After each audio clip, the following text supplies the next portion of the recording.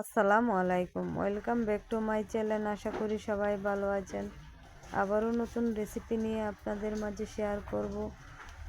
একদম পারফেক্টভাবে আপনাদেরকে মালাই মিষ্টি রেসিপি শেয়ার করব। দেখতে যেমন লোভনীয় হয়েছে, খেতেও তার চেয়ে দ্বিগুণ অসম্ভব মজার। এই পাউরুটি দিয়ে আপনারা যদি মালাই মিষ্টি রেসিপি তৈরি করেন তাহলে ছোট বড় সবাই পছন্দ করবে। এতটাই রসালো, ভিতরে মজাদার ও লোভনীয় হয়েছে। যারা এখনো তৈরি করে খান না, আমার রেসিপিটা ফলো করে অবশ্যই তাড়াতাড়ি আপনারা এই রেসিপিটা তৈরি করে খেয়ে দেখবেন। আমি একটি কেটে আপনাদেরকে দেখে দিচ্ছি ভিতরে কতটাই রসালো ভরপুর। এই রেসিপিটা তৈরি করার জন্য আমি একটি ফ্রাই প্যান বসিয়ে দিব। ফ্রাই প্যানে এখানে আমি দিয়ে দিব 1 লিটার গরুর দুধ, আগে থেকে জাল করা। গরুর দুধটা অবশ্যই গাঢ় হতে হবে, নাহলে যদি আপনার দুধটা পাতলা হয় তাহলে দুধের সাথে আপনারা অবশ্যই পাউডার দুধ মিশাবেন। মিল্ক পাউডার দুধ মিশালে অনেকটাই গাঢ় হয়, খেতেও ভালো লাগে। এখানে আমি 2 টেবিল চামচের মতো চিনি দিয়েছি। আপনারা আপনাদের টেস্ট বুঝে চিনিটা অ্যাড করবেন। 2 চামচের মতো আমি এখানে কর্নফ্লাওয়ার নিয়েছি। পানি দিয়ে ভালো করে কর্নফ্লাওয়ারটা গুলিয়ে নিব। আমি 2 চামচ কর্নফ্লাওয়ারের সাথে 2 চামচ পানি অ্যাড করেছি, ভালো করে মিশিয়ে নিব।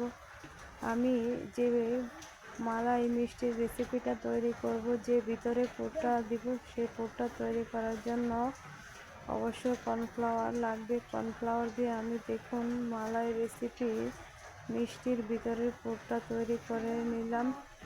কতটা গাঢ় হয়েছে, ঠান্ডা হওয়ার পর আরও গাঢ় হয়ে শক্ত হবে। এখন আমি মালাইটা তৈরি করে নিব। দিয়ে দেবো 1 কাপ পরিমাণ চিনি, সামান্য পরিমাণ পানি। ক্যারামেলটা তৈরি হয়ে আসলে এখানে আমি অ্যাড করব 1 লিটার গরুর দুধ। অবশ্যই আপনারা আগে থেকে 2 লিটার গরুর দুধকে আমি 1 লিটার গরুর দুধ করেছি। অবশ্যই আগে থেকে জাল করে নেবেন, না হলে আপনারা রান্নার সময় একটু বেশি সময় নিয়ে জাল করে নিতে হবে। আমি আগে থেকে গরুর দুধটা জাল করে নিয়েছি। এখন ক্যারামেলের সাথে ভালো করে মালাইটা তৈরি করে নিব। দিয়ে দেবো এখানে আমি 1 কাপ পরিমাণের হাফ কাপ চিনি। আপনাদের স্বাদ মতো আপনারা চিনি অ্যাড করবেন। স্বাদের ব্যালেন্স, মিষ্টির ব্যালেন্স থাকার জন্য সামান্য পরিমাণ লবণ দিয়ে দিলাম।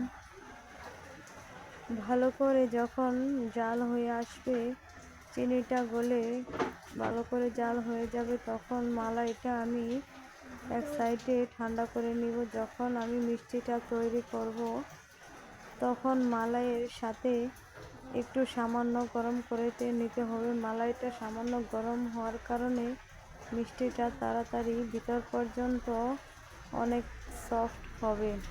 মিষ্টিটা তৈরি করার জন্য এখানে আমি পাউরুটি নিয়েছি। এটা মিল্ক পাউরুটি। আমি একটি বেলুনের সাহায্যে ভালো করে রুটির মতো বেলে পাতলা করে নিব।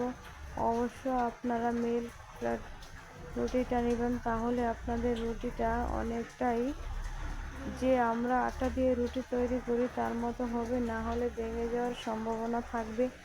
আমি রুটিগুলো ভালো করে চেপে পাতলা করে নিয়েছি, আর চারদিকে লাল অংশটা ফেলে দেব, যাতে বাদামি কালার অংশটা যদি না ফেলে দেন তাহলে